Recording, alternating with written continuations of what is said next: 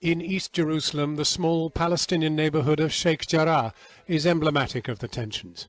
After years of legal battles in the Israeli courts, some Palestinian families who have lived here for decades and been granted residency, but not Israeli citizenship, were given eviction orders.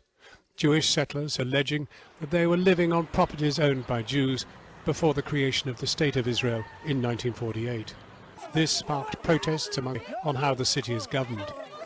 Tensions rose throughout the Islamic holy month of Ramadan and culminated at the Al-Aqsa Mosque complex in Jerusalem's Old City, next to the holiest site in Judaism, Temple Mount. This place, with huge religious and national significance, was where thousands of worshippers at last Friday's prayers were met with a heavy Israeli police presence. It's fired by Palestinian militant groups and airstrikes by the Israeli military. Confrontations between Israeli forces and Palestinians have been far-reaching. After the Arabs, Palestinian. Dawn in Gaza, the Islamic holiday at the end of Ramadan, shattered by airstrikes on a building Israel says belongs to Hamas. This is either the precursor to invasion or a short, sharp shock, so that one is deemed not required. Palestinians walked dazed among the rubble on a day when they would usually be shopping or eating out. No chance of that further south in Khan Yunis. The funeral, 18 children have been reported killed so far. To the Israelis, they were human shields used by Hamas. To the Palestinians, their deaths are just the latest violation of international.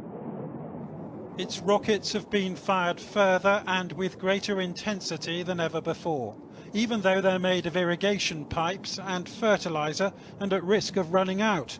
Hamas has shown it can spread terror across Israeli cities. The building was watching the conflict on the news when suddenly he became part of it. In Sderot, which is close to Gaza, a 5-year-old Israeli boy. These pictures, released by Israeli police, show Palestinian Arabs riot. Have been struck and at least 83 Palestinians are reported to have died. 7 people have died in Israel. While the BBC's Paul Adams is in Jerusalem. Paul, as we can see from these pictures, night has fallen. Israel pounded 3 multi-story towers as it hammered the Gaza Strip with airstrikes, killing a string of senior Hamas military figures. Militants in the Gaza territory fired rocket barrages. Dozens have died in the worst violence since a 2014 war with no resolution in sight.